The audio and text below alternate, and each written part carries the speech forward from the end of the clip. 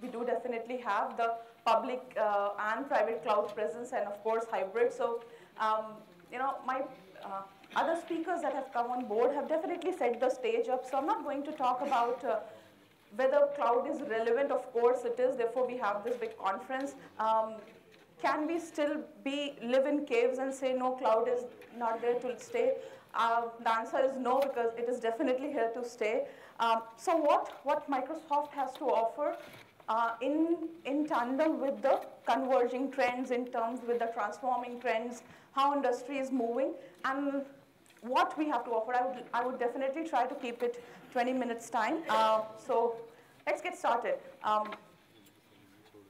Just building up what are the transforming trends as per my understanding.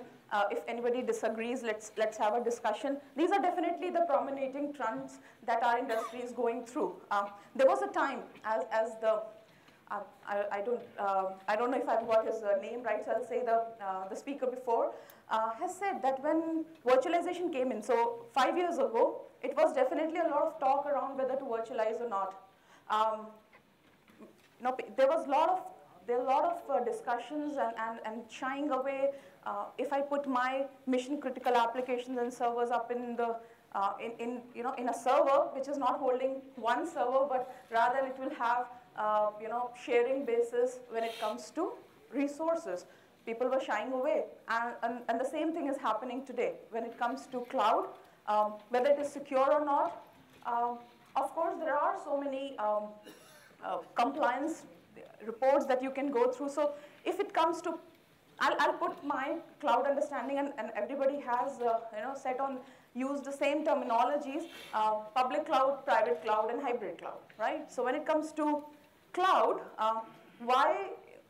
if you look into the trends, I'm sure everybody agrees that when it comes to storage, let's take an example. I'll take a step back. 10 years ago or 7 years ago, I would say 7 years, 1 terabyte used to be quite a big storage, isn't it? Yes. Anybody has? I'm sure I have gray hairs. Others have gray hairs as well. So you can relate back when 2 GB used to be a big computing power, right? 1 terabyte of data storage used to be really, really big. Now you have a hard drive.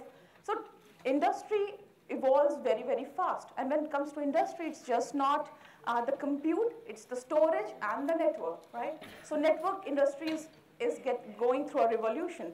When it comes to innovations, there are plenty.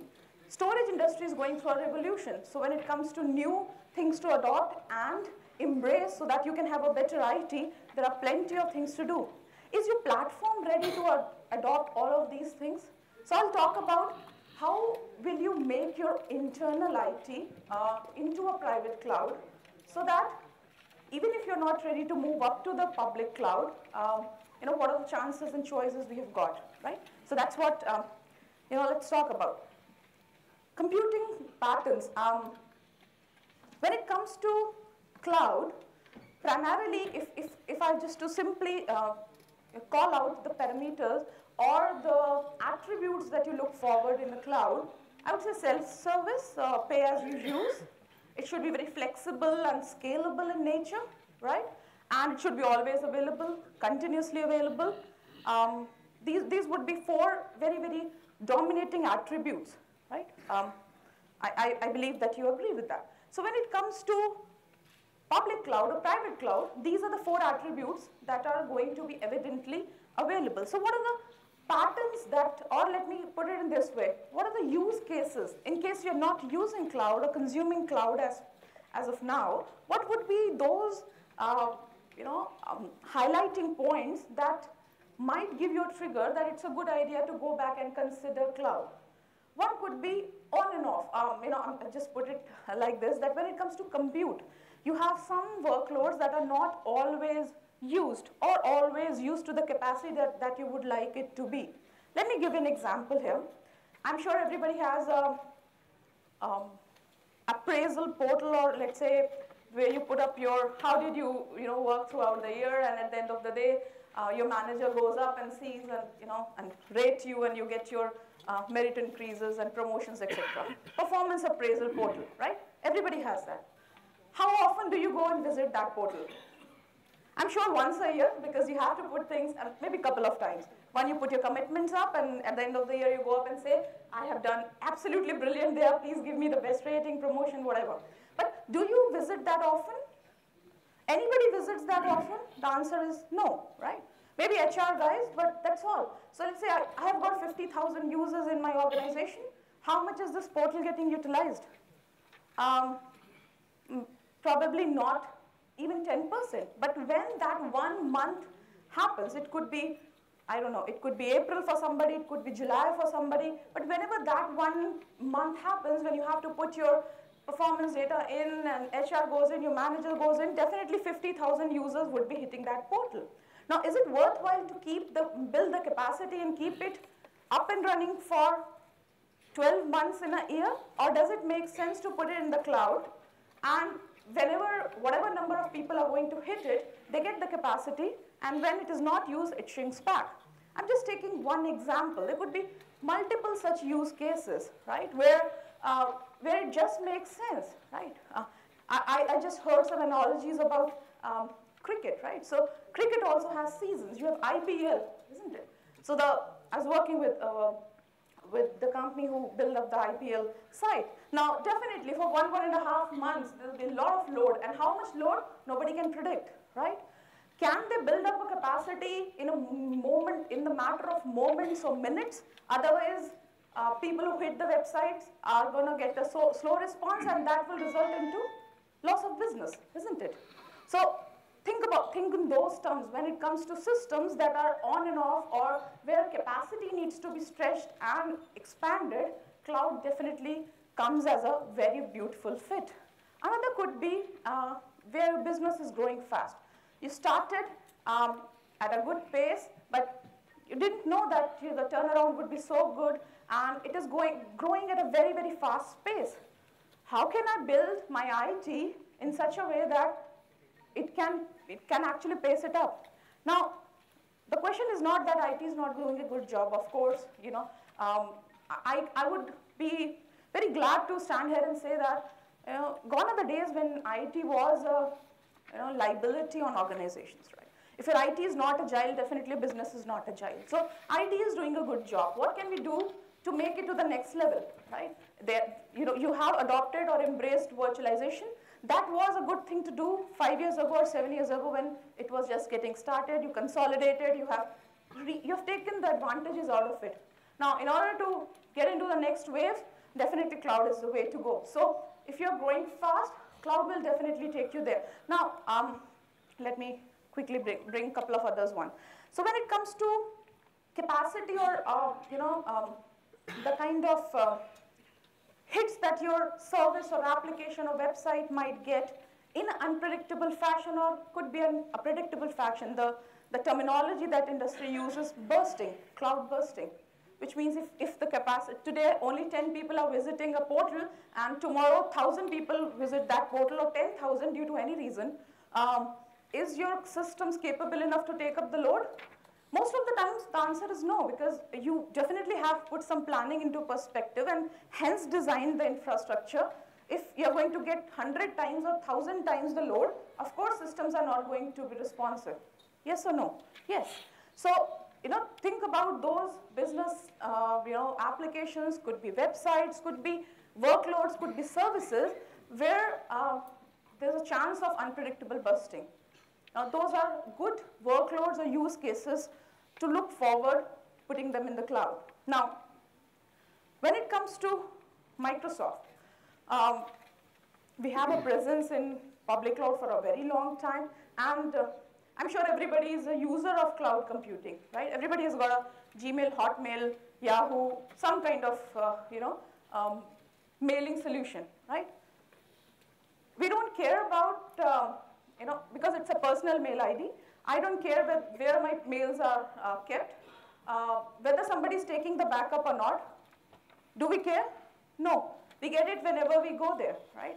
So that's public cloud. Nobody knows where the data is. Of course, if you get into, into a agreement when you're going to put your official data up on the cloud, you're definitely going to get into SLA mode. And if you want more information on where the data centers are, you'll get those information. So when it comes to Microsoft, we've got 10 data centers across the globe and hosting a series of public cloud offerings. So to name a few, Bing is a search engine, MSN, Hotmail, have been there for quite some time, right? You all know that. When it comes to offering for enterprises, Office 365 has been there, right? Azure is there, and plenty of others. Now what I try to build here on this slide is that what all we have been doing in the cloud, taking that experience, the new server operating system that we just launched 6 months ago, which is Windows Server 2012, we've taken those learnings from hosting such big data centers, such big public cloud offerings, and have built a lot of learnings into the new Windows Server 2012, so that it can be the building block of your own cloud, of your own private cloud, right? So let's have a look, and we call it a OS that is ready for the cloud, a cloud-ready operating system. Doesn't mean you install Windows Server 2012 when you have a cloud, right? Just kidding. No, what I mean to say is that when it comes to the operating system, which is going to be the building block of your cloud or your data center, of course. So when it comes to data center, what it comprises of course, servers, rack. If we really have to, break it down, I would say it is compute, it is network, and storage, right? You may use X, X kind of storage. You can use, whichever hypervisor you are pleased with. But you are definitely using computing, storage, and networking in order to build your data centers. Traditional data centers, yes. Virtualized data center, yes. When it comes to cloud, again, those three are going to be the building blocks, right? So when it comes to the new operating system, which is Windows Server 2012, the hypervisor is definitely Hyper-V. The hypervisor is definitely the world class, and I'm very proud to stand here and say that. Please go back and check it on, because whatever couple of limitations that we had with the last version, a couple of them on scale. If I don't know if I need to go into those nitty-gritties, but I'll give you a couple of examples. Like when it comes to virtual processor inside a virtual machine, so most of the organizations who were adopting Hyper-V, comfortable with the number 4 virtual processors you could have in the last version. But some of the organizations who really wanted to build high-end virtual machines were shying away. So we heard that, and with Windows Server 2012, all the scales, numbers have actually blown off the roof. So when it comes to virtual processors you can have inside a virtual machine, the number is 64. Like that, all the scale numbers are really, really high. I don't have a slide on that, and I'm not going to talk about. Just want to give you a glimpse that why that change, why those scale numbers have been grown multifold, because we've learned from our understanding of public cloud and have given a platform on which you can build your own private cloud going forward, right? As the speaker before me, sorry I didn't get your name properly, so I'm not misspelling, rightly said that it's time to move away from just looking at servers or the CPU utilization or whether my network is up or not. It's time to look at the more holistic picture. So let me put it in this way. Does anybody in the crowd here buy a Blade server or invest into a server just because you like it? Or you get a high on buying a new server? I'm sure people do get high on buying a new smartphone. But does anybody buy a server for the sake just like that? The answer is no. You buy a server because you want to have some application running on top of it. You want to have some services running on top of it. Could be a website or whatever. So at the end of the day, what matters to the business, to the IT, to everybody around who is any which ways related to computing and cloud and server, you want to run applications and services, that too continuously all the time with good performance, and that's all. Those servers and infrastructure are just the building blocks, right? So it's high time we start thinking about keeping applications in mind, keeping services in mind, and then plan and design and make the modern data centers. So what make this cloud operating system? I'm not going to dwell deep into it very, very quickly, is that, I've just mentioned a couple of things. It has been built keeping all these parameters in mind so that you can build your own private cloud with it. By the way, in order to build your own private cloud, what all you need? If you want to build a Microsoft-based private cloud, you just need the Windows Server 2012. Hypervisor comes with it. You can install and make it a Hyper-V server and System Center. That's all. That's all you need to build your own private cloud.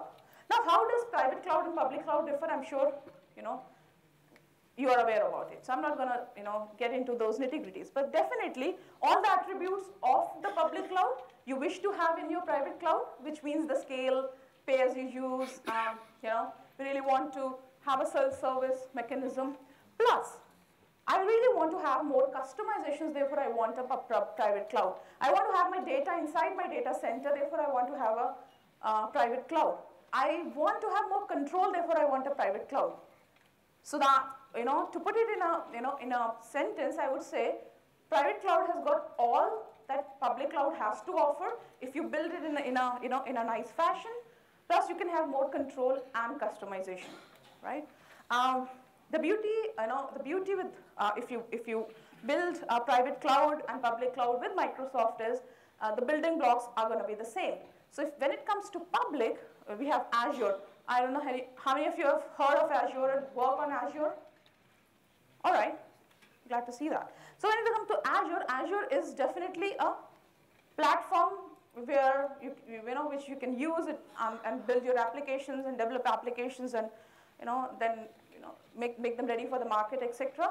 It has got many other things to offer, like you can make your websites. Infrastructure as a service is also coming, this fall. So a lot in the public cloud. You can build your public cloud. You can have some instances of your public cloud, and you can have some instances of your private cloud. And to take it to the next level, I'm not saying that you build a public cloud and keep it, have some other username, password for that. Somebody is managing it who has to have some special skill sets.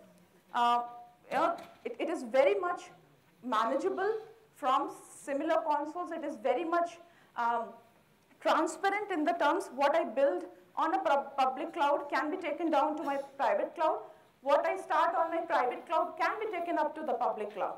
So when it comes to identity, Active Directory remains the main identity mechanism for public and private cloud, right? So Azure and Windows environment. When it comes to virtualization, you can choose, when it comes to a virtual machine which is running inside your data center, which is in your private cloud.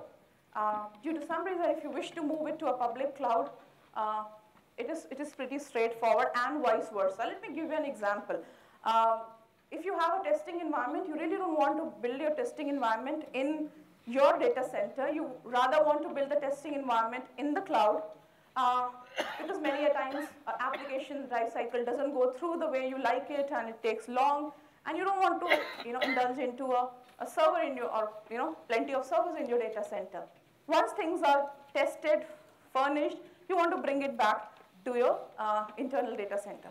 You can manage everything together with System Center. So that's pretty much there. If I have got a public and a private cloud, I can manage both of them together with System Center. So System Center 2012 is a complete data center management solution, from monitoring to patch management to application deployment to application monitoring.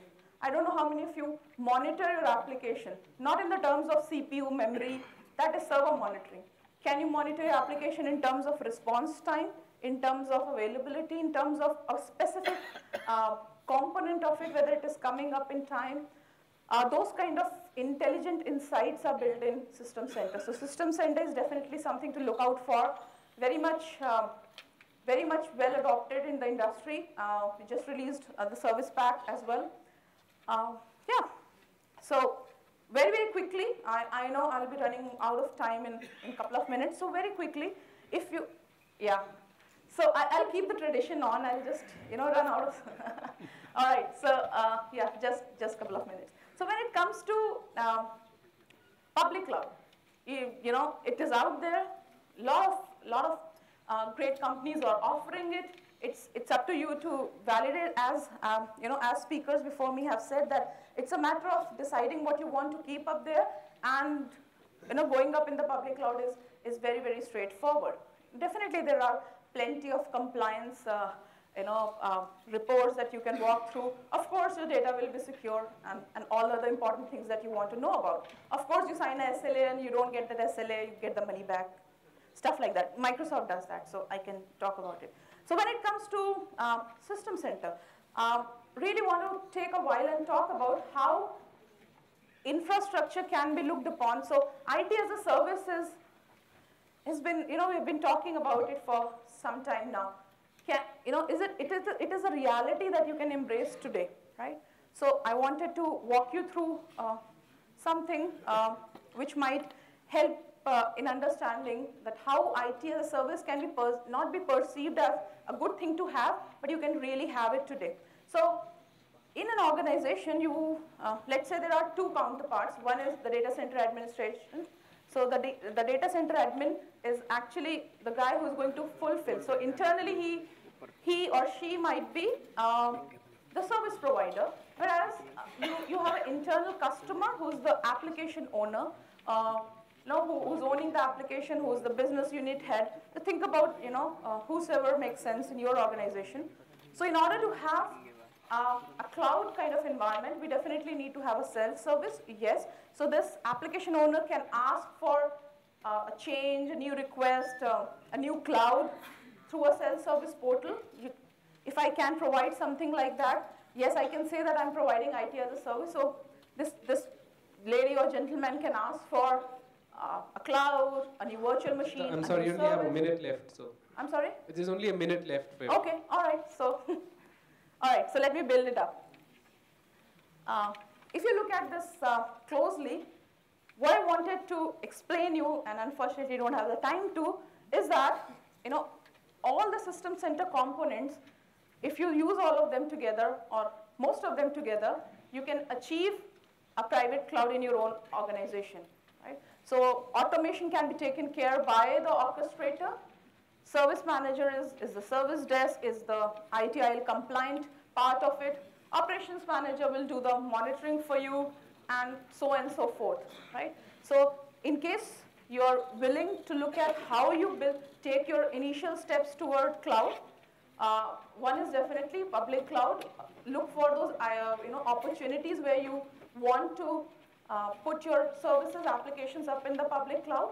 And in case you have a data center, I'm sure everybody has, how you want to take it to the next level. Of course, the first step would be managing it to the fullest extent. With that, I would like to end the session. Thank you very much. Have a good day.